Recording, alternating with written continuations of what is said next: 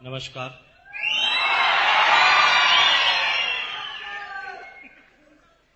नमस्कार।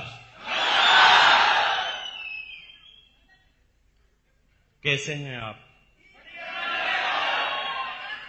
मैं पूछ रहा हूं कैसे हैं आप? झकास? बिंदास? Thank you. देखिए, सिर्फ इस पूरे हिंदुस्तान में जो पिछले 33 इयर्स से मैंने अपनी जिंदगी को जिया है, पिछले 6 साल और 4 महीने से आरसीएम बिजनेस को जिया है। ये तो सिर्फ आरसीएम के ही डिस्ट्रीब्यूटर हैं, वही रॉयल्टी अचीवर और टेक्निकल अचीवर है जिनसे पूछा जाता है कैसे हैं आप, तो बोलते हैं झकास, बिंदास, मजा आ रहा है, फाइन। लेकिन इस हॉल के बाहर चले जाइए, किसी भी आदमी को अचानक रोककर बोलना, इस कोल्हापुर में नहीं, हिंदुस्तान के एक एक स्टेट के रहने वाले एक एक व्यक्ति से 98% आदमियों से पूछना कि क्या हाल चाल है, तो इसका सही जवाब उसके पास नहीं है। जब उसे कहा जाता है कि क्या हाल चाल है, तो वो सिर्फ ऐसे हाथ हिलाता है, वो ये नहीं बोलता कि मजा आ रहा है। सुना आपने कभी? कोई नहीं बोलता मजा आ रहा है। ठीक है, चल रहा है, कोई कहता गुजर रहा है, कोई कहता कट रही है, कोई ये नहीं बोलता मजा आ रहा है ना? देश का प्रधानमंत्री भी नहीं बोलता मजा आ रहा है, राष्ट्रपति भी बोलता नहीं मजा आ रहा है, सारे जितने भी मिनिस्टर हैं किसी ने भी नहीं बोला मजा आ रहा है, कलेक्टर भी नहीं बोलता मजा आ रहा है, एसपी भी बोलता नहीं है मजा आ रहा है, और चपरासी भी नहीं बोलता मजा आ रहा है, क्लर्क भी नहीं बोलता मजा आ रहा है, टीचर भी नहीं बोलता मजा आ रहा है, डॉक्टर, इंजीनियर, चार्टर्ड भी बोलता है मजा नहीं आ रहा, और इस हिंदुस्तान के किसानों को भी मजा नहीं आ रहा। लेकिन आरसीएम के डिस्ट्रीब्यूटर से पूछते हैं क्या हाल चाल है? आप गौर नहीं कर रहे हैं इस बात पर, ऐसा क्यों है? किसी से भी पूछ ले, राह चलते हुए किसी भी आदमी से पूछ ले कि क्या हाल चाल है, वो सही जवाब नहीं देगा। और यहां पर भी जो लोग जवाब नहीं दे रहे हैं, तो आप शकल देख लेना, वो आरसीएम के डिस्ट्रीब्यूटर नहीं होंगे।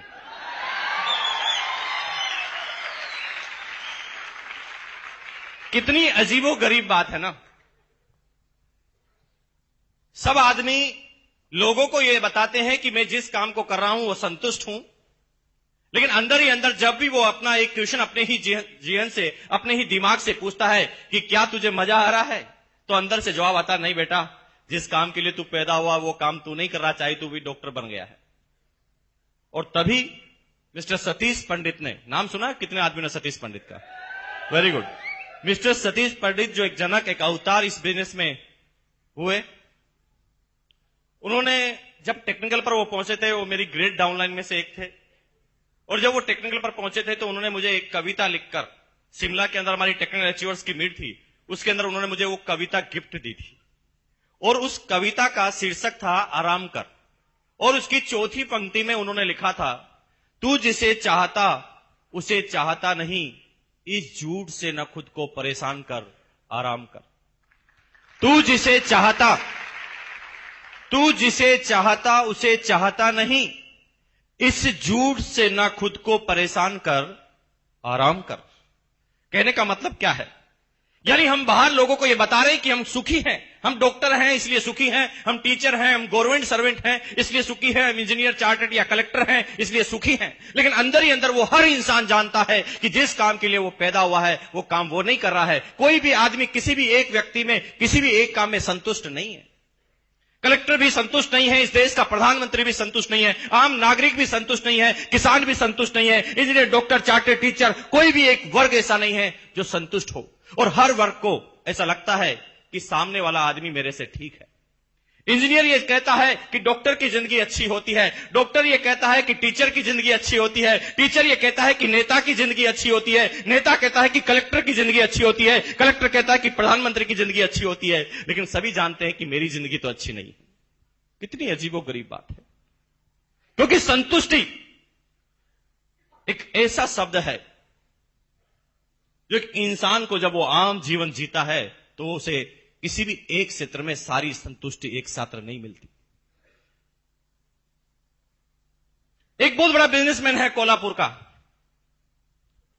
माफ कीजिए, उसके पास पैसा है, पैसा तो उसके पास है। आज उसके पास 2 शोरूम है, वो 2 लाख रुपए पर मंथ कमाता है या 4 लाख रुपए पर मंथ कमाता है। लेकिन जब वो अपने काम को बढ़ाएगा, 2 से 4 शोरूम करेगा, तो पैसा कम हो जाएगा कि बढ़ जाएगा? पैसा बढ़ जाएगा उसका। ज्यादा काम करेगा, पैसा उसके पास बढ़ जाएगा। लेकिन दोस्तों, मेरी बात का जवाब देना, क्या पैसा बढ़ जाएगा तो टाइम भी उसके साथ बढ़ जाएगा? पैसा जो जो बढ़ता जाएगा, उसके टाइम की कमी उसको सताने लगेगी। वो और ज्यादा बिजी हो जाएगा जैसे जैसे उसके पास पैसा आता जाएगा। माफ कीजिए, इस कोल्हापुर के रिक्शे वाले के पास टाइम तो बहुत है, पैसा नहीं। यहां के बिजनेसमैन के बाद पैसा तो बहुत है, लेकिन टाइम नहीं। और सिक्योरिटी का तो लेना ही देना नहीं, दूर दूर तक नहीं। कोल्हापुर में उसका शोरूम है, जिस दिन कोल्हापुर में कर्फ्यू लगता है उसका शोरूम नहीं चलता। यस और नो? जिस चीज का वो बिजनेस करता है, जब वो आउट ऑफ फैशन हो जाती है तो भी उसका शोरूम बंद हो जाता है। जिस दिन उसका मैनेजर और कर्मचारी हड़ताल कर देते हैं तो भी उसका शोरूम बंद हो जाता है। यानी कल की कोई भी सिक्योरिटी उसके पास नहीं है। लेकिन प्यार, सम्मान, पैसे से केवल संतुष्टि नहीं मिलती दोस्तों। ये संतुष्टि के एक छोटे छोटे पार्ट्स हैं। अगर ये सारी चीजों को एक साथ मिलाया जाए, प्यार, सम्मान, इज्जत, दौलत, शोहरत, सर्कल और सिक्योरिटी, तो कहीं जाकर बनती है संतुष्टि। और ये सारी चीजें दुनिया के किसी भी फील्ड में एक जगह पर नहीं मिलती सिवाय आरसीएम बिजनेस के।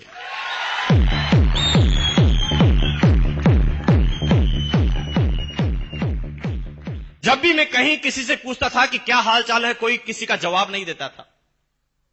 लेकिन आज ये लड़का जो आपके सामने खड़ा है, 244 रुपए से इस बिजनेस से सफर चालू किया था और आज 15.5 लाख रुपए से भी ज्यादा की इनकम इस बिजनेस से मेरे पास पर मंथ की आती है। लेकिन बात पैसों की नहीं है।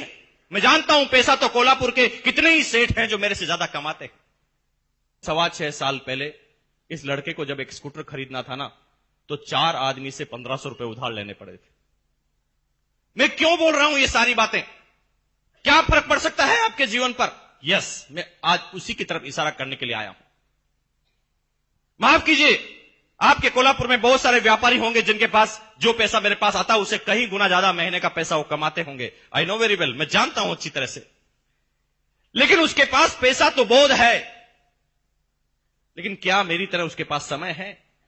क्वेश्चन पूछना एक दिन उससे जाकर कि भैया, मुकेश कोठारी 3 महीने के लिए स्विट्जरलैंड घूमने जा रहा है, क्या आप उसके साथ चलना पसंद करेंगे? वो कहेगा मरने की फुर्सत नहीं है, कौन से घूमने की बात कर रहे हैं आप? क्या अजीबोगरीब इत्तिफाक है। उसके पास पैसा तो बहुत है, लेकिन टाइम उसके पास बिल्कुल नहीं। लेकिन मेरे पास पैसों के साथ साथ टाइम भी पैदा हुआ। शुरू के 3 साल मैं मानता हूं कि मेरे पास टाइम नहीं था, क्योंकि सतीश पंडित ने उसी कविता की 6ठी लाइन में लिखा था, इश्क मांगे कदम कदम कुर्बानियां, कुछ देर के लिए कुछ लज्जतें कुर्बान कर आराम कर। इश्क मांगे कदम कदम कुर्बानियां। इश्क मतलब जो भी नया काम आप कर रहे हैं, नया काम जो आप करने जा रहे हैं, जिसमें आप सफल होना चाहते हैं, जिसमें आप नंबर 1 जाना चाहते हैं, जहां पर भी आप नया काम करेंगे वहां पर आपको कुर्बानियां देनी पड़ेगी।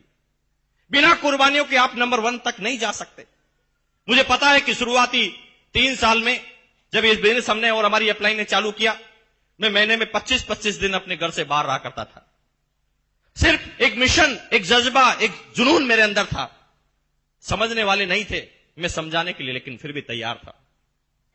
नहीं समझते थे लोग बाग, लेकिन 3 साल तक लगातार पूरे हिंदुस्तान में दौड़ लगाई और फिर मेरे पास पैदा होना चालू हुआ समय। आज यहां का जो लाला है वो कहीं ज्यादा पैसा मेरे से कमाता होगा, लेकिन उसके पास 24 घंटे ही है, 24 आवर्स। लेकिन मेरे पास 24 घंटे थे। मैंने 2 डाउनलाइन बनाई, ए और बी। दोनों ने इस बिजनेस में 1-1 घंटा काम अपने लिए करना चालू कर दिया। तो वो काम मेरे लिए भी तो हो गया। तो 24 और 2 मेरे पास कितने घंटे हो गए? 26। उसके पास 24 ही थे। यहां के लाला के पास जिंदगी भर 24 ही घंटे रहेंगे, मेरे पास हो गए 26। और तब इस घंटों की गणित को मैंने समझा और काम करना चालू किया। आज हिंदुस्तान में 60 लाख से ज्यादा डिस्ट्रीब्यूटर मेरी डाउनलाइन में है। 60 लाख, 60 लाख। अब थोड़ा अंदाज लगाना दोस्तों, थोड़ी गणित लगाना। 60 लाख आदमी आरसी बिजनेस में 1 मिनट भी सोचे, करे नहीं, करना में तो आदमी का हार्ट अटैक हो जाएगा। मैं करने की बात नहीं कर रहा हूं, मैं काम की नहीं बात कर रहा हूं। अगर 60 लाख आदमी आरसीएम बिजनेस के बारे में एक दिन में 1 मिनट भी सोचे तो मेरे पास एक दिन के 60 लाख मिनट हैं। क्या यहां के लाला के पास है? पूछना जाकर। नहीं है उसके पास। उसके पास टाइम की कमी है। जैसे जैसे वो अपने बिजनेस को बढ़ाता जाता है, टाइम उसके पास और कम होता जाता है। लेकिन मेरे पास उल्टा है। जो जो आरसीएम बिजनेस का टेक्निकल आगे बढ़ता जाता है, उसके पास टाइम भी और ज्यादा पैदा होता जाता है, टाइम भी और ज्यादा पैदा होता जाता है। लेकिन माफ कीजिए, टाइम और पैसा तो एक स्मगलर के पास भी हो सकता है, एक तस्कर के पास भी हो सकता है। एक समय में वो बहुत सारा पैसा कमाकर फ्री हो जाए। लेकिन माफ कीजिए, तीसरी जो बड़ी चीज है वो है सिक्योरिटी। उस स्मगलर को बार बार ये चीज सताती है कि कल मेरे बच्चों का क्या होगा। ये सुनो, उसे ये चिंता सताती है कि कल क्या होगा। इस हिंदुस्तान का एक एक नेता, एक एक प्रधानमंत्री, हर लोग परेशान हैं कि कल क्या होगा। और कल के लिए, कल को सुरक्षित करने के लिए वो ढेर सारा पैसा इकट्ठा कर लेते हैं, फिर भी उसकी सिक्योरिटी उसे नसीब नहीं होती। जिस दिन कोल्हापुर में कर्फ्यू लगता है, जिस दिन कोल्हापुर में बाढ़ आती है, भगवान न करे ऐसा होगा नहीं, मैं जानता हूं, क्योंकि आरसीएम सिटी कोल्हापुर बन गई है। लेकिन अगर जिस दिन ऐसा होता है तो माफ कीजिए, यहां पर किसी आदमी का बिजनेस नहीं चलेगा, लेकिन मेरा चलेगा, क्योंकि लोग बाग नमक खाना तो फिर भी नहीं छोड़ेंगे। वो किसी एक चीज का व्यापार करते हैं तो इसलिए हो सकता है कि उसके एक चीज की जिस दिन आउट ऑफ सप्लाई होगी, एक चीज जिस दिन आउट ऑफ फैशन होगा, तो हो सकता है उसका बिजनेस नहीं चले। लेकिन मेरा चलेगा, क्योंकि मैं किसी एक चीज का व्यापारी हूं ही नहीं। कंपनी नमक बनाती है तो डिस्ट्रीब्यूटर हम और आप ही हैं। कंपनी नमकीन बनाती है तो भी डिस्ट्रीब्यूटर हम और आप ही हैं। कंपनी कपड़े बनाती है तो डिस्ट्रीब्यूटर आप और हम हैं। कंपनी इंश्योरेंस लेकर आती है तो डिस्ट्रीब्यूटर आप और हम हैं। क्योंकि एक बिजनेस तो चलता नहीं, एक आइटम के ऊपर तो हम बिजनेस नहीं कर रहे ना। गुड मॉर्निंग से गुड नाइट 300 प्रोडक्ट हैं, इसलिए सिक्योरिटी ज्यादा है। कल क्या होने वाला है, क्योंकि मैं किसी एक आदमी पर डिपेंड नहीं हूं। हो सकता है इस सिटी का लाला जो है बहुत सारे पैसा कमाता है, बहुत बड़ी फैक्ट्री उसके पास है, लेकिन जिस दिन सारे मजदूर हड़ताल कर देंगे, क्या उसकी फैक्ट्री चलेगी? लेकिन मेरी फैक्ट्री में तो कोई मजदूर होता ही नहीं दोस्त। यहां पर तो सारे के सारे सेठ होते हैं, और सेठ अपने काम को बंद करना पसंद नहीं करते। हेलो,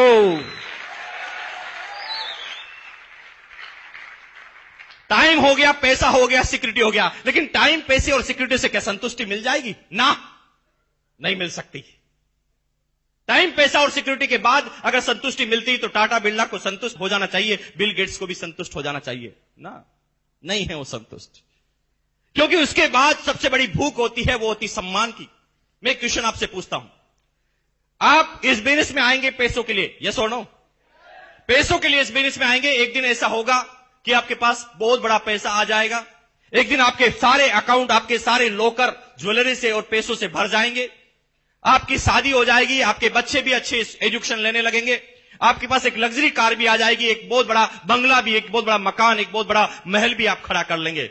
और उसके बाद फिर क्या करेंगे? क्या सोचा है आपने? फिर यहां पर टाई फिश हो जाता है। तो फिर ये सारी चीज तो आज भी है ना टाटा बिरला के पास, तो फिर वो संतुष्ट क्यों नहीं है? क्योंकि दोस्त, इन सारी चीजों के पास जिस चीज की जरूरत पड़ती है वो होती है सम्मान की, वो होता है इज्जत की। फिर उन आदमियों को यह महसूस होता है कि नहीं, समाज में मेरा नाम होना चाहिए, नंबर 1 पर जाना चाहूंगा, लोग बाग मेरी इज्जत करना चाहिए, मैं जिस भी मोहल्ले से निकलूं लोग बाग ये इशारा करना चाहिए कि वो सेठ जा रहा है। ये सुनो, और इसलिए वो सारे टाटा बिरलाओं ने बहुत पैसा कमाने के बाद भी जब सारी संतुष्टि नहीं मिली तो उन्होंने अपना पैसा मंदिर और मस्जिद बनाने में खर्च करना चालू कर दिया। बिरला मंदिर बिरला जी को थोड़ी बिठाया मंदिर में, वो तो भगवान का मंदिर था ना, वो तो भगवान का मंदिर था, लेकिन मंदिर का नाम रखा बिरला मंदिर। फिर भी उस बिरला जी को संतुष्टि नहीं मिली। उन्होंने मंदिर पे नाम पर पैसा खर्च करना चालू किया ताकि उनका सम्मान हो, लेकिन केवल सम्मान, अगर टाइम मनी सिक्योरिटी के साथ सम्मान आए ना तो भी संतुष्टि नहीं मिलती दोस्तों। उसके बाद आदमी को चाहिए प्यार, रिलेशंस। आदमी चाहता है कि मेरे पास जब सब कुछ हो तो लोग मेरे से प्यार करें। मान लीजिए आपको मैं चारों चीजें देता हूं, लेकिन सब लोग अगर आपसे नफरत करने लग जाए तो चलेगा? नहीं चलेगा, क्योंकि इंसान को फिर जरूरत होती है इन सारी चीजों के बाद प्यार करें मेरे से लोग बाग। माफ कीजिए, इस कोल्हापुर के लाला के पास ये है क्या? अरे लाला लाखों कमा रहा है इस कोल्हापुर का, फिर भी गालियों पे गालियां खाता जा रहा है। लेकिन क्या है इस बिजनेस में? जो आरसीएम का चेक जब 500 का आता है तो भी लोग वक्त तालियां बजाते हैं, तालियां खींच खींच कर मार रहे हैं 500 के चेक पर।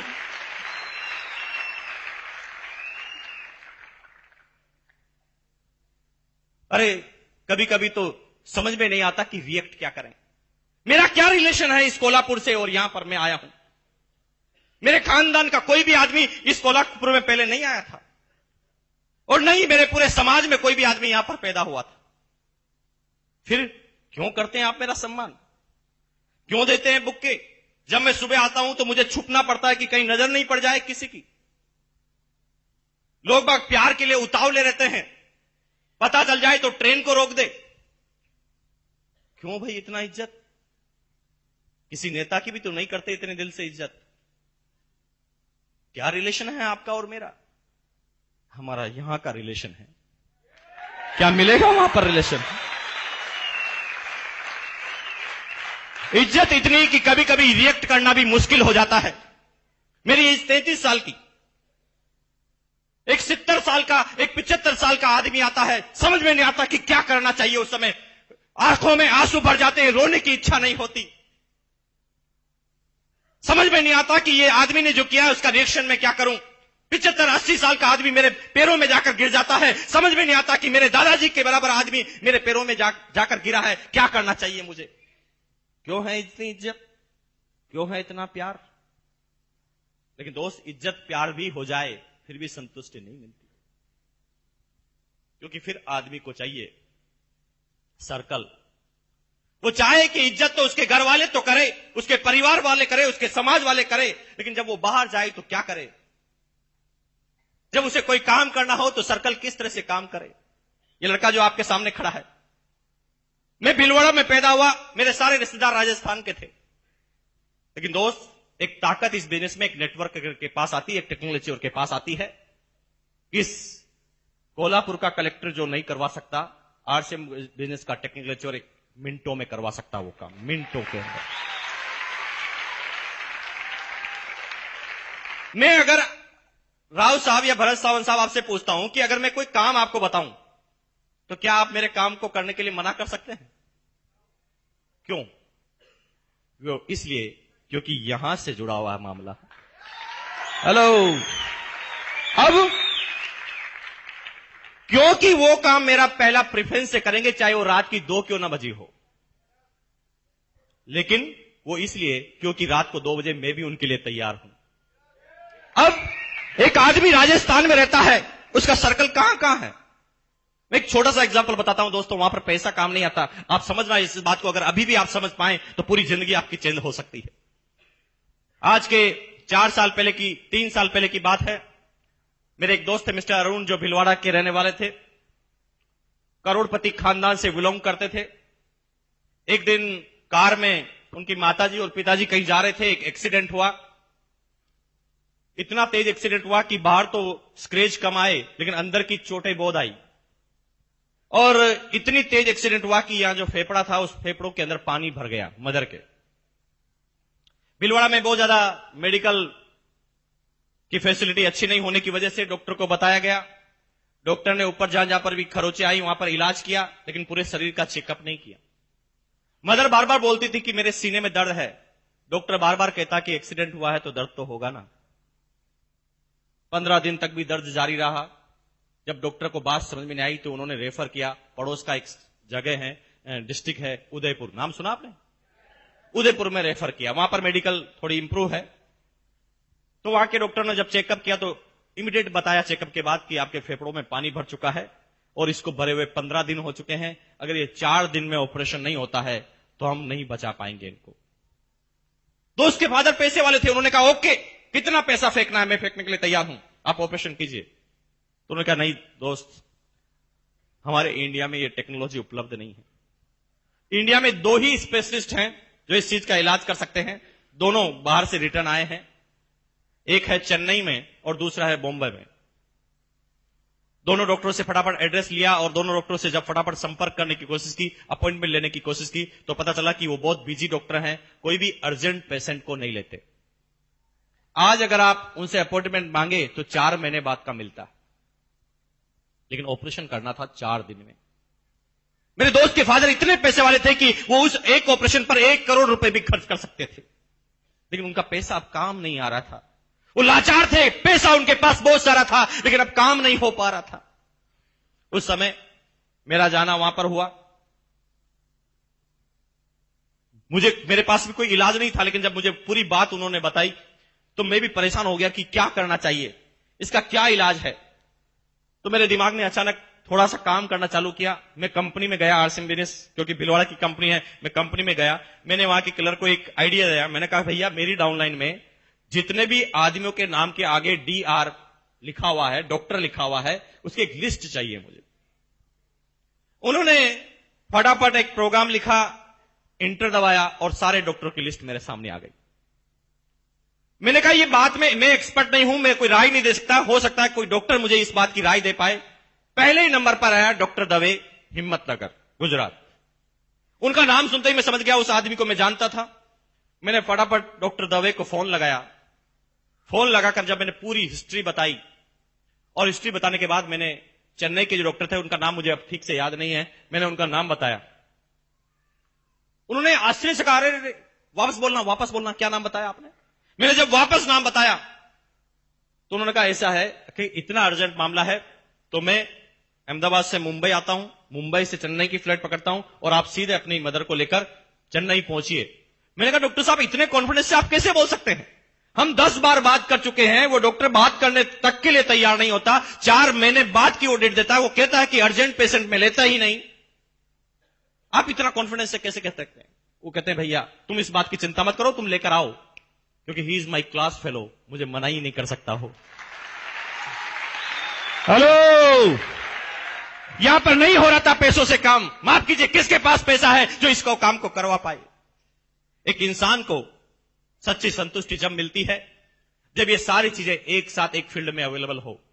माफ कीजिए, इस दुनिया में तो अभी कोई ऐसा फील्ड पैदा नहीं हुआ जो प्यार, सम्मान, इज्जत, दौलत, शोहरत, सिक्योरिटी और सर्कल सारी चीजें एक साथ ला कर दे। वो सिर्फ मिलती है आरसीएम के टेक्निकल अचीवर को। वो सिर्फ एक व्यक्ति को मिलती है जो आरसीएम के टेक्निकल अचीवर को मिलती है। और इसीलिए जब उसे कहा जाता है कि क्या हाल चाल है आपके, तो कहता झकास, बिंदास, मजा आ रहा है।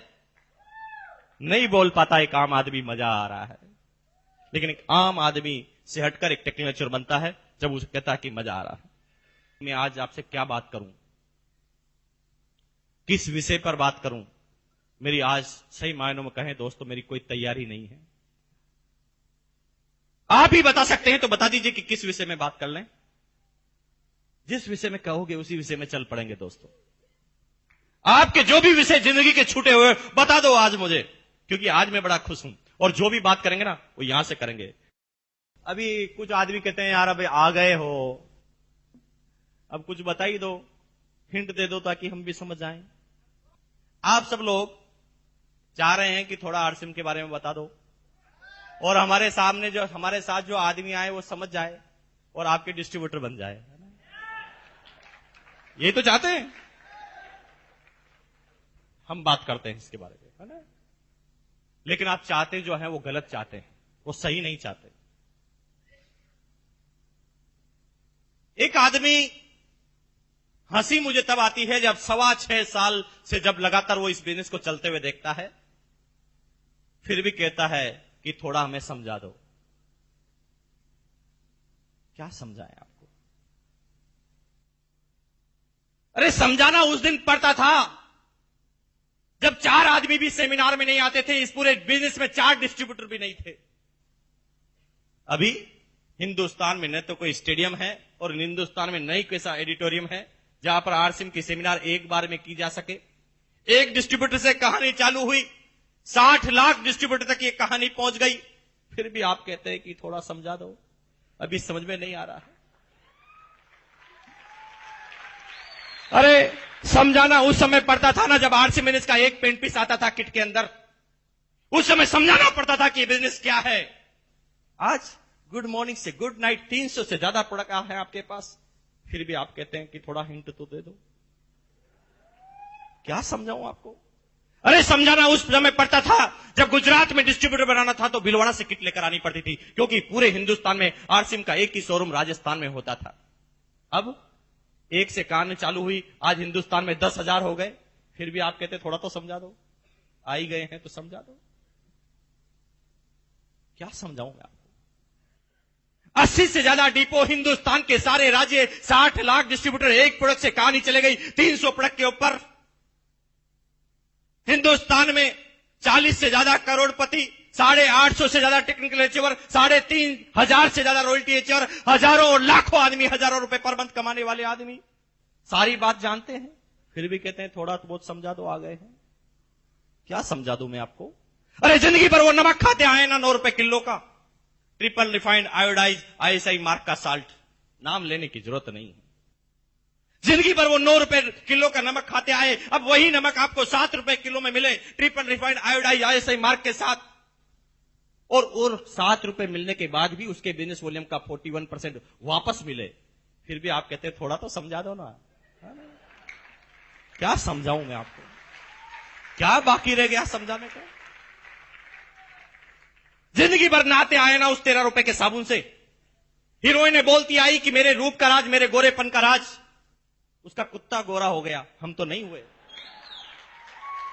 हम तो उसी इंतजार में अभी बरसों से, जन्मों जन्मों से उस साबुन को लगाते आ रहे हैं, हम तो नहीं हुए ना गोरे। जिंदगी भर लौटते हुए आ गए वो आदमी आपको। अब वही साबुन 70% टीफम में 100 ग्राम में, पहले आप 13 रुपए का जिंदगी भर खरीदते आए, अब वही साबुन आपको 8.5 रुपए में मिले, और उसके बाद उसके बिजनेस वॉल्यूम का भी 41% वापस मिले, और आप कहते थोड़ा सा समझा दो। अब आए गए तो थोड़ा तो हिंट दे दो। अरे दोस्त, ये तो वही बात हो गई ना, सतीश पंडित अपनी टेप में नहीं बोलते थे, एक आदमी के पास ऐसा एक थैला था, उसने सामने वाले से कहा, भाई साहब मेरे पास जो ये थैला है, क्या आप ये बता सकते हैं कि इस थैले में क्या है? और अगर आप ये बता दें कि इस थैले में क्या है तो इस थैले में जितने भी केले हैं तुम्हें इनाम। कुछ लोगों को कल तक समझ में आ जाएगी।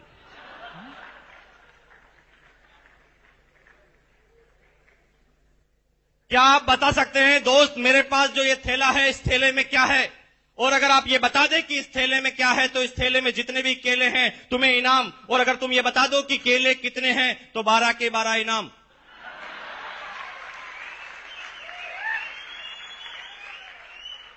दोस्तों, प्रॉब्लम यहां पर नहीं है, प्रॉब्लम इस जगह पर नहीं है, प्रॉब्लम इस जगह पर है कि कुछ लोग ये सारी बात सुनने के बाद भी ऐसे दिमाग लगाते हैं।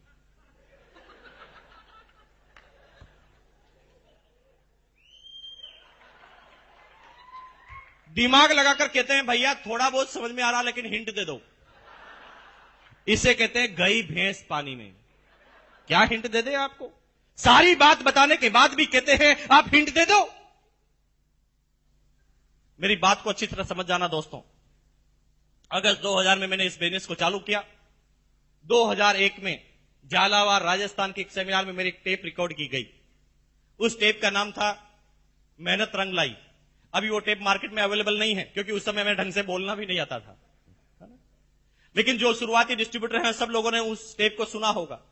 और वो 2000 की टेप अभी भी अवेलेबल है कंपनी के रिकॉर्ड में, और मेरे पास भी उसकी कॉपी है। उस टेप में 2001 में जब कंपनी का एक प्रोडक्ट था शूटिंग, उस समय बोला था कि भैया समझ जाओ, हिंट देता हूं तुम्हें, ये बिजनेस कपड़े का नहीं है, गलतफहमी में मत रहना कि कपड़े का बिजनेस है। ये बिजनेस जीवन है, जीवन बनाने का बिजनेस है।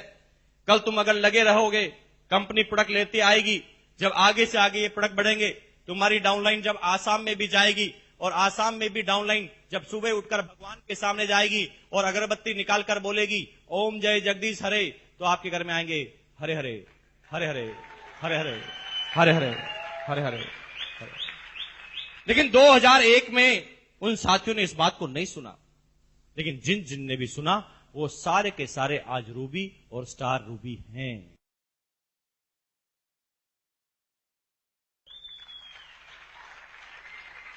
जिन लोगों ने सुना वो सारे के सारे रूबी और स्टार रूबी हैं, क्योंकि अभी ये बिजनेस चालू नहीं हुआ है।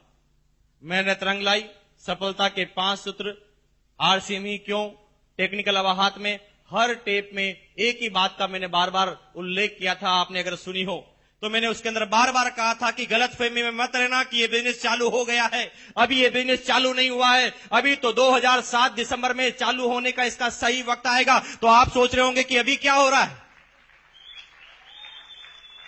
गलतफहमी में मत रहना कि अभी ये बिजनेस हो रहा है। अभी बिजनेस नहीं हो रहा है दोस्तों। अभी तो आर्थिक आजादी की सेना तैयार की जा रही है और अभी सिर्फ सैनिकों की भर्ती चालू है, जनरल आदमी की भर्ती अभी इस बिजनेस ने चालू नहीं की है। अभी तो ये कंपनी एफएमसीजी प्रोडक्ट की कंपनी है, फास्ट मूविंग कंज्यूमर गुड्स। ये भी कंपनी सिर्फ फास्ट मूविंग कंज्यूमर गुड्स की है।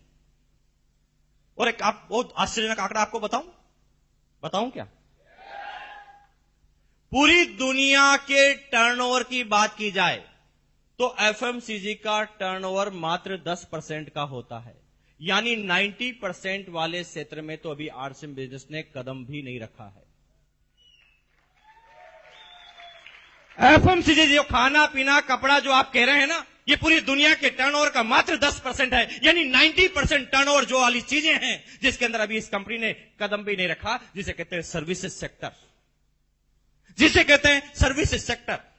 बिजनेस की शुरुआत होने दो। अभी तो ये 6 साल का बच्चा है, अभी तो बच्चे का बचपना आपने देखा है, जवानी तो आने दो। अभी तो बचपना आपने देखा है, जवानी तो आने दो इस बिजनेस की। मेरे शब्दों पे ध्यान देना, जिसने भी आरसीएम का नाम सुन लिया है, सिर्फ एक बार सुन लिया है, आरसीएम का हर व्यक्ति जिसने भी नाम सुन लिया है उसे आरसीएम बिजनेस में आना मजबूरी है। मजबूरी का नाम लिया है मैंने, इच्छा का नाम नहीं लिया, मजबूरी है। क्योंकि आरसीएम बिजनेस अब बिजनेस नहीं रहा है, जीवन हो गया है और जीवन में आने से मना नहीं कर सकता कोई भी आदमी। ये कह सकता है कि मैं जिंदा नहीं रहूंगा,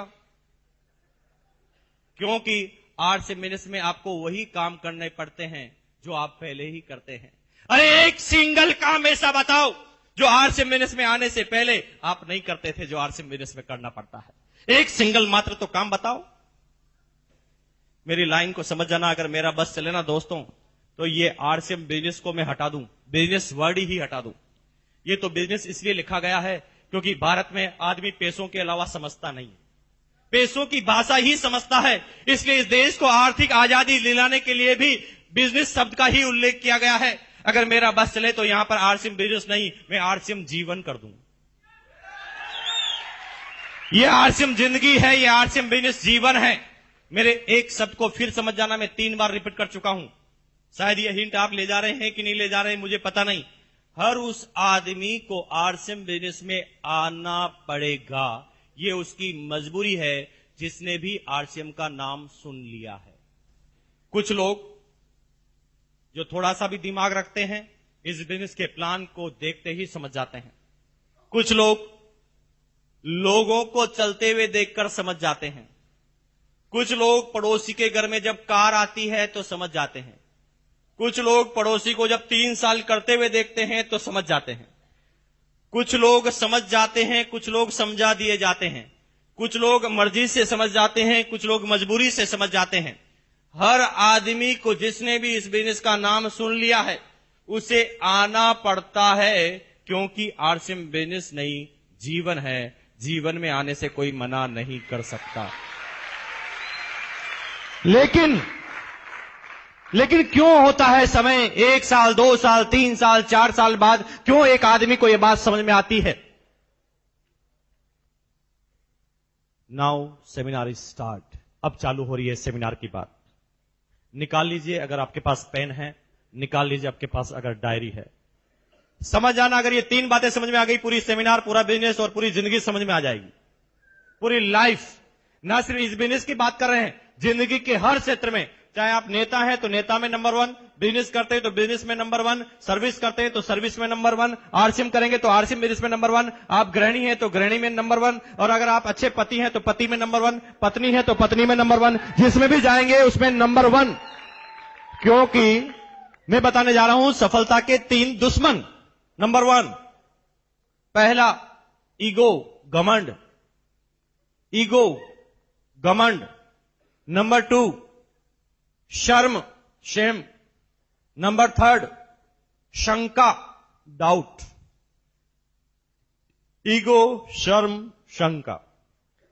ईगो, मुझे पता है इस हॉल में आज बहुत सारे ऐसे आदमी हैं जो पहली बार आए होंगे,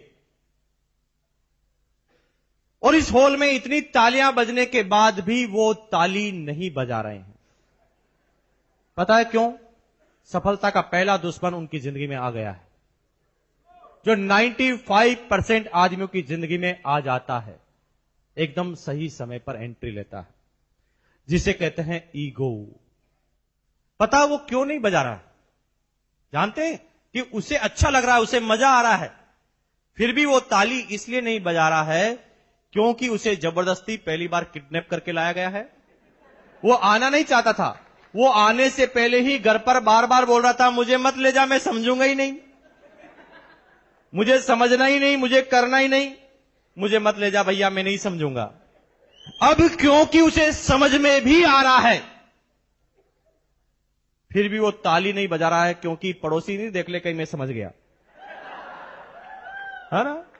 अब उसके अंदर ईगो आ गया कि कहीं अब मैं समझ जाऊंगा तो लोग क्या कहेंगे, समझ गया। क्योंकि घर पे तो कह रहा था नहीं समझूंगा, और अभी समझ जाऊंगा तो मेरी इंसल्ट हो जाएगी, और इसे कहते हैं ईगो। ये होते हैं अदृश्य, और जब ईगो आदमी के जीवन में आता है तो आपके सामने से अपॉर्चुनिटी निकलती है, वो डांस करते हुए निकलती है, और आप देखते ही रह जाते हैं, कुछ भी नहीं कर पाते। ईगो एक ऐसी चीज है जिससे नजर तो नहीं आती, लेकिन जीवन में उसका एक बहुत बड़ा असर आ जाता है। बहुत सारे आदमी को जब ये बिजनेस प्लान आप बताने की शुरुआत करते हैं, बहुत सारे आदमी शुरुआत से पहले ही आपको रोक देते हैं। आई नो वेरी वेल, मैं जानता हूं। जो ही आप बैग निकालते हो, कहते हो नहीं कहना, नहीं आता, ऐसा बहुत सारे आते जाते, सुनेंगे नहीं आपकी बात। एक दिन एक आदमी मुझे भी मिल गया। जब ईगो आता है तो आदमी दूसरे वाले आदमी को नीचा गिराने की कोशिश करता है। जब ईगो आता है तो वो जिंदगी में सारे जो भावनाएं, उसके प्लस पॉइंट, उसके माइनस पॉइंट, सबको डब्बे में डाल देता है और सामने वाले आदमी को गिराने की कोशिश करता है कि कैसे भी ये आदमी मेरे से आज जीतना नहीं चाहिए। एक आदमी को जब मैंने प्लान बताना चालू किया तो उसने 15 मिनट तक तो मेरी बात ही सुनना चालू नहीं किया। उसने बक बक बक बक बक बक, मैं एक शब्द बोलूं वो 10 बोले। मैंने कहा भैया तू खाली हो जा पहले।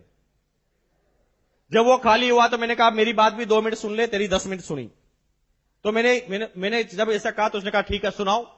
जब मैंने सुनाना चालू किया और मैंने बार बार उनसे क्वेश्चन पूछे तो उस हर क्वेश्चन का आंसर यस यस यस वो करता गया, और कुछ समय बाद उसे ये बिजनेस प्लान समझ में आ गया।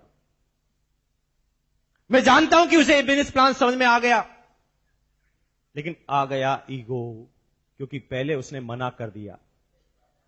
अब क्योंकि पहले उसने मना कर दिया तो अब उसके समझना ईगो सामने आया।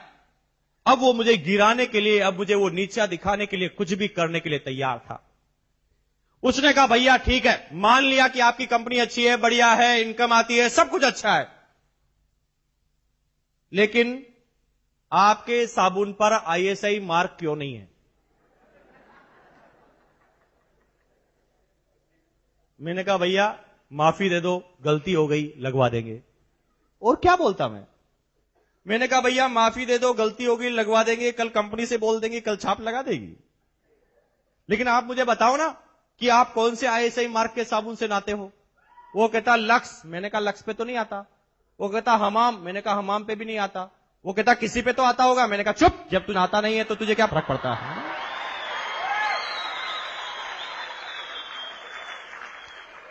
जब ईगो आता है तो आदमी कुछ भी पूछता है, हर कुछ वो प्रेस्टीज इश्यू बना लेता है और वो नीचे गिराने के लिए आदमी को कुछ भी करने के लिए तैयार हो जाता है। एक आदमी ने मुझे कहा, भाई साहब आपकी कंपनी क्या रजिस्टर्ड कंपनी है?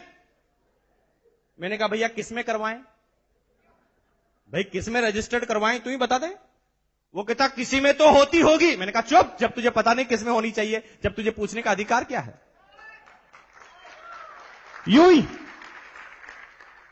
ईगो आता है कि मैं ज्यादा पढ़ा लिखा हूं, ये मुझे समझाएगा क्या? ये मुझे समझा सकता है? मैं इंजीनियर हूं, मैं डॉक्टर हूं, मैं चार्टेड हूं, ये छठी क्लास आदमी क्या मुझे समझा सकता है? Perfection is paralysis. अगर आप सोचते हैं कि मैं सीख चुका हूं, जान चुका हूं, मैं परफेक्ट हो चुका हूं, तो समझ लो आपको लकवा लग चुका है। अब आप आगे नहीं जा पाएंगे क्योंकि आप समझने की शुरुआत में ही रुक गए हैं। क्यों होता है इस हिंदुस्तान में? एक आईआईटी पास इंजीनियर जब वो हिंदुस्तान में दुनिया के सबसे टफेस्ट कंपटीशन को देता है और आईआईटी इंजीनियर बनता है, नाम सुना है आपने? एक आईआईटी इंजीनियर में औसतन धीरूभाई अंबानी से भी 10 गुना ज्यादा दिमाग होता है, लेकिन वो सारे के सारे आईआईटी इंजीनियर धीरूभाई अंबानी के यहीं पर सर्विस करते हैं। क्योंकि एक विषय में ज्यादा जानकारी के बाद उनके अंदर पहला सफलता का चंपालाल आ जाता है, जिसे कहते हैं ईगो। वो बार बार ये कहता है कि अच्छा ये मुझे समझाएगा। वो लोगों की बात ही नहीं सुनता और धीरूभाई अंबानी फिर भी 10वीं पास होते हुए 65,000 करोड़ पर क्यों पहुंच जाता है? क्योंकि वो रोज कहता है मुझे कुछ नहीं आता, मुझे बताओ ना, मुझे कुछ नहीं आता, मुझे कुछ नहीं आता, मुझे बताओ, मुझे कुछ नहीं आता, मुझे बताओ, मुझे कुछ नहीं आता, मुझे बताओ, मुझे कुछ नहीं आता, मुझे बताओ, मुझे कुछ नहीं आता, मुझे सिखाओ, कुछ नहीं आता, मुझे बताओ, मुझे कुछ नहीं आता, मुझे बताओ, मुझे कुछ नहीं आता, मुझे बताओ, मुझे कुछ नहीं आता, मुझे बताओ, मुझे कुछ नहीं आता, मुझे बताओ, मुझे कुछ नहीं आता, मुझे बताओ, मुझे कुछ नहीं आता, मुझे बताओ, मुझे कुछ नहीं आता, मुझे बताओ। सीखता जाता है, सीखता जाता है, सीखता जाता है, सीखता जाता है, सीखता जाता है, सीखता जाता है, सीखता जाता है, सीखता जाता है, सीखता जाता है, सीखता जाता है, सीखता जाता है, सीखता जाता है, सीखता जाता है। Number 1 in the India 65,000 crore का साम्राज्य खड़ा कर देता है, क्योंकि वो कहता है कि मुझे कुछ नहीं आता। लेकिन आप, अच्छा ये मुझे समझाएगा, मुझे तो पहले ही पता है, मैं तो पहले ही जानता हूं, MBA मुझे बहुत आता है, मुझे पहले ही पता है, मुझे पहले ही जानकारी है, और इसलिए हमारी जानकारी एक दायरे में सिमट जाती है और हम जिंदगी में आगे नहीं बढ़ पाते, एक जगह जाकर टिक जाते हैं। और तभी वो 10वीं पास धीरूभाई अंबानी अपने दिमाग को थोड़ा सा चलाता है, क्योंकि वो समझ जाता है कि ये जो आदमी इंटेलिजेंट है, अगर ये मेरे साथ काम करेगा तो एक झटके में मेरे से 10 गुना आगे निकल जाएगा, क्योंकि मेरे से ज्यादा 10 गुना दिमाग इसके पास है। और इस कमजोरी को जब समझता है, ईगो को, तो जो ही वो कुछ करने की सोचता है उसे 4 लाख रुपए का इंक्रीमेंट देता है। वो आदमी डर जाता है, दूसरी जगह चालू करूंगा तो 0 से काम करना पड़ेगा और यहां पर तो सीधे 25 लाख मिलते हैं। और जिंदगी भर वो धीरूभाई अंबानी के यहां पर ही सर्विस करता जाता है, उसी कंपनी में डायरेक्टर और प्रेसिडेंट बनता जाता है, लेकिन वो धीरूभाई अंबानी कभी नहीं बन पाता, क्योंकि वो बार बार कहता है कि मुझे समझाएगा, वो समझने की कोशिश ही नहीं करता। अगर आप समझना चाहें ना दोस्तों, मेरे शब्दों को समझना, अगर आप समझना चाहें तो नाली में पड़ा हुआ शराबी, 4 साल का बच्चा और दुनिया का सबसे बड़ा पागल भी आपको समझा सकता है। और अगर आप समझना नहीं चाहें तो ऑक्सफोर्ड यूनिवर्सिटी का प्रोफेसर भी आकर आपको कुछ नहीं समझा सकता।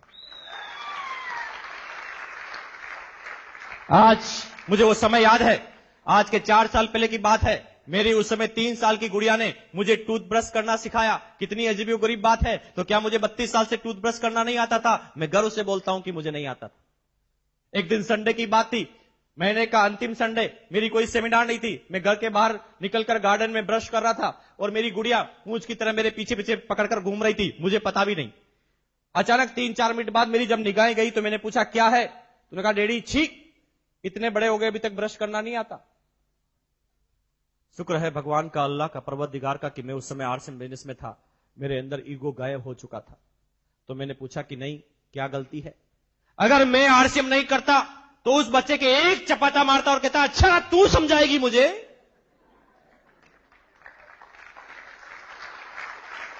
मैंने उससे कहा क्या गलती है? तो उन्होंने कहा, डैडी इतने बड़े हो गए अभी तक समझ में नहीं आती। हमारी मैम ने बताया है कि आपके दांतों की, आपकी टीथ की जो लाइन है वो तो स्ट्रेट है और आप ब्रश को यूं घुमा रहे हैं। हमारी मैम ने बताया कि ऐसे बोलो, zig zag zig zag zig zag zig zag zig zag. Mukesh Kothari ने एक ही चाटा अपनी गर्दन पर लगाया कि बेवकूफ हो गया, 32 साल से ब्रश करना नहीं आता, 4 साल के बच्चे ने तुझे सिखा दिया। गलतफहमी में मत रहना दोस्तों। सीखना चाहें तो 2 साल का बच्चा, 4 साल का बच्चा नाली में पड़ा हुआ शराबी और दुनिया का सबसे बड़ा पागल भी समझा सकता है। और नहीं समझना चाहे ना दोस्त, और ठान ले कि मैं समझूंगा ही नहीं, तो कोई नहीं समझा सकता, चाहे दुनिया का सबसे बड़ा प्रोफेसर भी आकर आपको कुछ समझाए, नहीं समझ में आएगा। ईगो, अगर जिंदगी में कामयाब होना चाहते हैं तो आज ईगो को यहां पर रख के जाना। मैं ये नहीं कहता कि आज बिजनेस करना, मैं ये नहीं कहता कि इस बिजनेस का काम करना। अगर आप टीचर हैं तो टीचर में ईगो को त्याग देना, अगर आप बिजनेसमैन हैं तो बिजनेस में ईगो को त्याग देना, आप पति हैं तो पति का ईगो त्याग देना, अगर आप पत्नी हैं तो ईगो को त्याग देना, अगर आप बिजनेसमैन हैं तो ईगो को त्याग देना, आप दुनिया के किसी भी क्षेत्र में है ईगो को त्याग देना। क्योंकि जब ईगो आता है तो अदृश्य आता है, आपके सामने डांस करता हुआ निकलता है और आपके सामने अपॉर्चुनिटी चले जाती है साइड में, और फिर आपकी जिंदगी में आता है काश ये जमीन 5 रुपए गज में मिल रही थी, ले लेता तो करोड़पति होता, किसी ने रोका, ले लेते, जिसने ली वो तो करोड़पति हो गया है। नंबर 2, शर्म, अपने काम में शर्म। और कहते हैं ना दोस्त, जब किसी इंसान को अपने ही काम में शर्म आना चालू हो जाती है ना, तो समझ लो ये दुनिया का सबसे बड़ा दूसरा नंबर का दुश्मन है। जो भी आदमी अपने काम से शर्म करते हैं वो कहीं पर नहीं जाते, क्योंकि कामयाबी का पहला ही मंत्र है, वो है जब तक दुनिया ये नहीं कह दे कि बंदा ये बिंदास है, तब तक आप कामयाब नहीं होंगे, चाहे आप किसी भी क्षेत्र में हैं। जब लोग बाग ये कहने लग जाए कि बंदा ये बिंदास है, अपने काम से जो शर्म नहीं आती, तो आप भी कामयाब हो जाएंगे। 95% आदमियों को काम करने से पहले शर्म आती है। मैं डॉक्टर हूं, लोग क्या कहेंगे, 8 रुपए का साबुन बेच रहा है। मैं तो बिजनेसमैन हूं, क्या ये मैं 1500 रुपए का छोटा सा बिजनेस करूंगा? मैं ये हूं, मैं वो हूं, और अपने काम से शर्म आती है। और उसका छोटा भाई काम करते करते मर्सिडीज कार लेकर आता है, फिर बात समझ में आती है। आई ना कुछ लोगों को 2 साल बाद, 5 साल बाद भी आती कुछ लोगों को। मेरे दोस्तों को भी 5-6 साल बाद समझ में आई। वो कहते मैं दुश्मन हूं, तूने मुझे पहले क्यों नहीं बताया? शर्म, काम से शर्म। और दोस्तों, जब किसी इंसान को अपने ही काम से शर्म आती है ना, फिर वो कहीं नहीं जा सकता। कहते हैं, किसी विद्वान ने भी कहा है, अगर आप चाहते हैं 5 मिनट की खुशी प्राप्त करना तो एक झपकी ले लो। अगर आप चाहते हैं कि 3 घंटे की खुशी लेना तो एक फिल्म देखने चले जाओ। अगर आप चाहते हैं 1 दिन की खुशी प्राप्त करना तो पिकनिक पर चले जाओ। अगर आप चाहते हैं 7 दिन की खुशी प्राप्त करना तो हनीमून पर चले जाओ। अगर आप चाहते हैं कि 3 महीने की खुशी लेना तो शादी कर लो। अगर आप चाहते हैं कि 1 साल की खुशी, 2 साल की खुशी मिले तो खूब सारा पैसा कमा लो। लेकिन अगर आप चाहते हैं कि जिंदगी भर खुशी चाहिए तो अपने काम से प्यार कर लो। अपने काम से अगर आपको प्यार हो गया तो किसी खुशी की तलाश में आपको नहीं जाना पड़ेगा। अगर आप अपने काम से प्यार कर लेते हैं तो कभी आपको किसी खुशी की तलाश में नहीं जाना पड़ेगा। दोस्त, जो भी शर्म को त्यागा है वो सब नंबर 1 पर गए हैं, लेकिन 98% आदमी नहीं त्याग पाते अपनी शर्म को। धीरूभाई अंबानी को अपने जीवन की शुरुआत पेट्रोल पंप पर सर्विस करते हुए शर्म नहीं आई। कर डाली उसने पेट्रोल पंप पर सर्विस, भर डाला पेट्रोल और बना दी दुनिया की सबसे बड़ी रिफाइनरी। अमिताभ बच्चन को लावारिस फिल्म की शूटिंग में अचानक डायरेक्टर ने बोला कि भैया लड़की के कपड़े पहन के डांस करना पड़ेगा इस डांस में। बंदा वो बिंदास था, फटाफट लड़की के कपड़े पहने और गा दिया मेरे अंगने में सुपर डुपर हिट।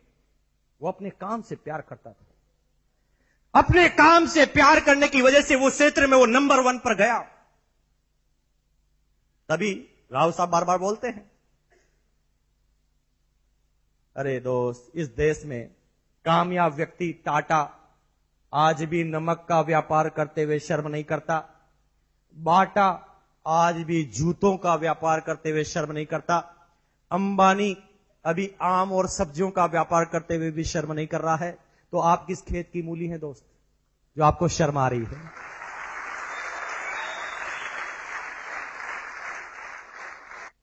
तीसरा है शंका, डाउट। हर काम की शुरुआत में सिर्फ और सिर्फ डाउट कर लेना, शंका कर लेना।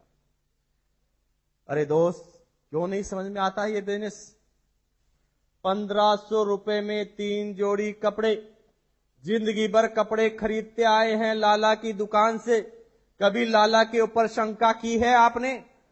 नहीं की है लाला के ऊपर शंका। जिंदगी भर लाला के कपड़े पहन पर कर लाला के बच्चों को विदेश में भिजवा दिया, लाला के घर पर मर्सिडीज कार आ गई, लाला ने बड़ा बंगला ले लिया, लाला की पत्नी पूरा ज्वेलरी बॉक्स का सारा ज्वेलरी पहन लेती है। क्यों हुआ इन सालों में? क्योंकि कभी हमने लाला पे शंका नहीं की। लेकिन इस बिजनेस में 1500 रुपए कपड़े मिलने के बाद करोड़पति बनने का लाइसेंस मिलता है और उसके ऊपर 2 लाख का एक्सीडेंटल इंश्योरेंस मिलता है और सारे प्रोडक्ट की डीलरशिप मिलती है। फिर भी ये बात समझ में नहीं आती, क्योंकि बात इजी होती है तो शंका हो जाती है।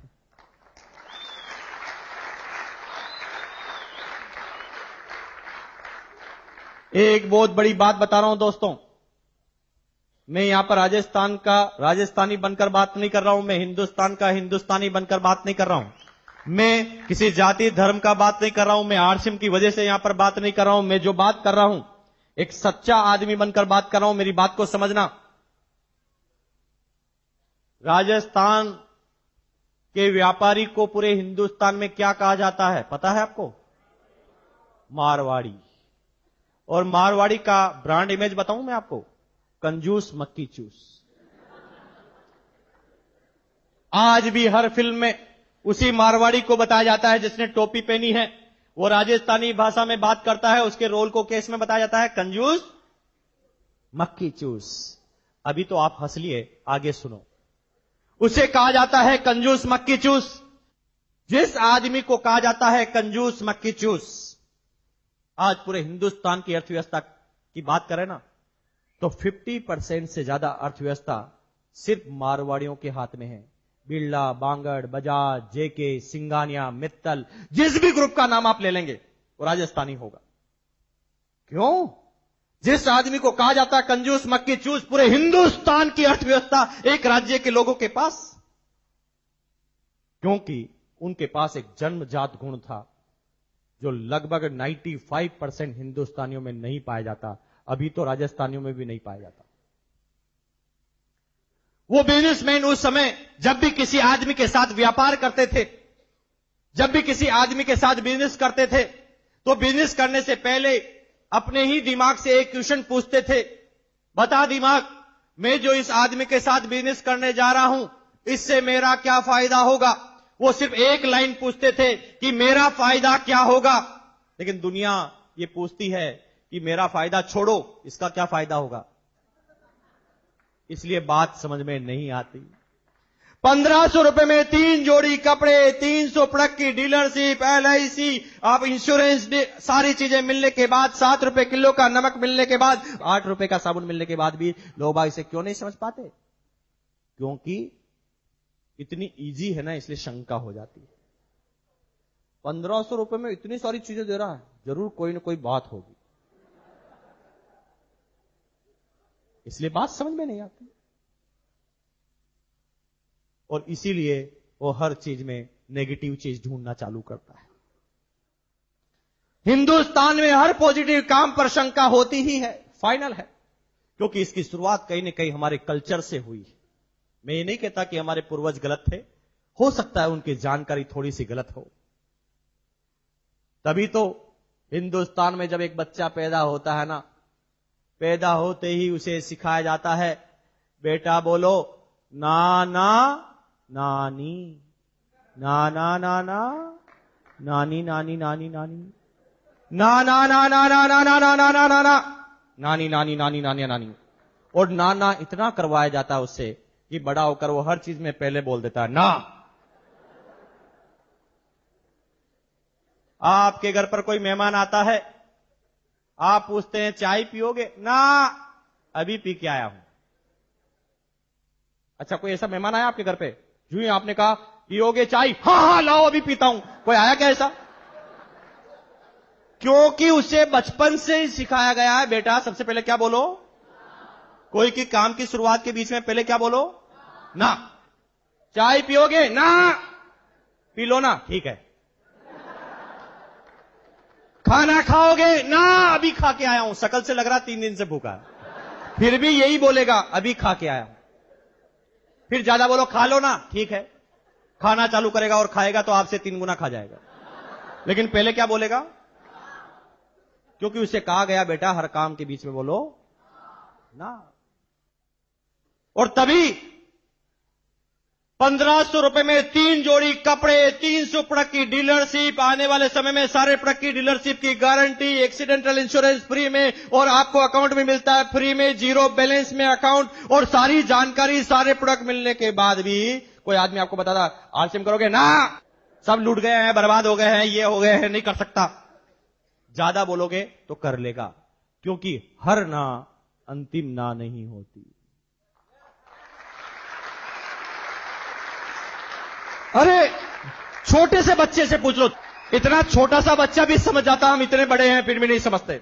बेटा बताओ, एक है हां, एक है ना, क्या है? हाँ और ना। और ना। और ना अगर मर गया तो क्या बचेगा? हाँ। यही तो बताने आया हूं भैया। थैंक यू, बैठो।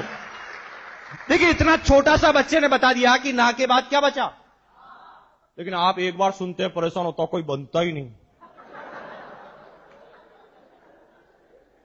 अरे बेचारा बचपन से उसे सिखाया गया, पहली बार में क्या बोलो? आप क्यों परेशान हो रहे हैं? वो बोलेगा ना, आपने भी तो पहली बार में ना बोला था। आप इंतजार करें उसके हां का, आप बात करें उससे आगे, क्योंकि बात इतनी पॉजिटिव है ना भैया, इसलिए तो शंका होती है कि 1500 रुपए में जीवन, 1500 रुपए में जीवन बना देता है, विश्वास नहीं होता, इसलिए शंका होती है।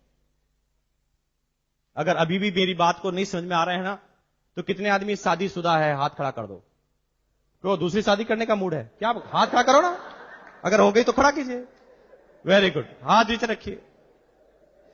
आप सब लोग शादीशुदा है, और जो लोग आज अपनी पत्नी को यहां पर नहीं लेकर आए हैं, जो आदमी अपनी पत्नी को आज यहां पर नहीं लेकर आए हैं, यहां से घर पे जाना, घर पे जाते ही अपनी पत्नी को सामने बिठाना और मुस्कुराकर बोलना आई लव यू। आपके ऊपर ही शंका हो जाएगी। आपकी पत्नी ये पता लगाएगी कि आज इनका पता लगाओ कि कहां गए थे। ऐसा पॉजिटिव शब्द कैसे बोलते हैं? क्योंकि शब्द पॉजिटिव है, इसलिए शंका जायज है। समझ रहे मेरी बात को? क्योंकि आदमी को शंका तब होती है जब उसे ज्यादा मिलता है। मुझे पता है, आज के 3 साल पहले मैं स्लीपर क्लास में सफर करता था, और मैं स्लीपर क्लास में सफर इसलिए करता था क्योंकि मेरी और ग्रोइंग स्टेज थी, और मुझे पता था कि मेरे जैसे आदमी स्लीपर क्लास में ही मिल सकते हैं ट्रेन के अंदर।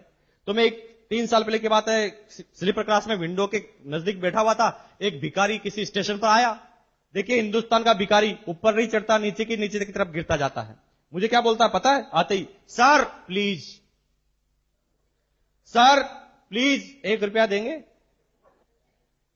मैं उसकी तरफ देख के मुस्कुराया। उसने कहा 8 आने तो दे दे। अब वो औकात में भी गिरता जा रहा है, पैसे में भी गिरता जा रहा है। जब मैं उसकी तरफ देख के और मुस्कुराया तो उसने कहा 54 की भी औकात नहीं क्या तेरी? मैंने कहा यार अजीब मामला है, गिरता ही जा रहा है, गिरता ही जा रहा, कोई हद ही नहीं। मैंने अचानक जेब में हाथ डाला, 500 का नोट निकाला, मैंने कहा ले। वो भाग गया। उसने कहा इसका क्या फायदा है? अरे तेरे को 500 से मतलब है कि मेरे फायदे से मतलब है? और 90% आदमियों को यह बात इसलिए नहीं समझ में आती कि इसका क्या फायदा है, और इसलिए बिजनेस समझ में नहीं आता। और यह सफलता के जब 3 दुश्मन किसी की जिंदगी में आते हैं,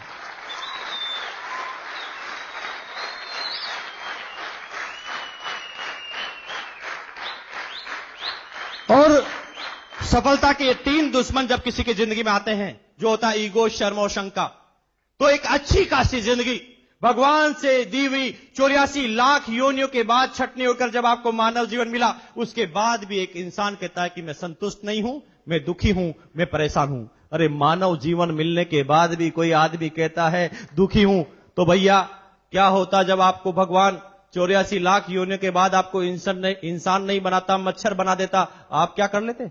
आपके हाथ में क्या था? कोई भी आदमी पकड़कर मसल कर फेंक सकता था, उसने इंसान के रूप में आपको पैदा किया। अरे वो भगवान चाहता था ना तो आपके 4 टांगे भी लगा सकता था, लेकिन उसने 2 ही टांगे लगाई, ऊपर दिमाग लगाया। और इतनी सारी बात मिलने के बाद भी आप कहते हैं मैं बदनसीब हूं। बदनसीब नहीं है दोस्त, अगर ये सारी बातें भी अगर आपको समझ में नहीं आती तो यहां पर आपकी किस्मत का लेना देना नहीं है, आपका दिमाग खराब है बस।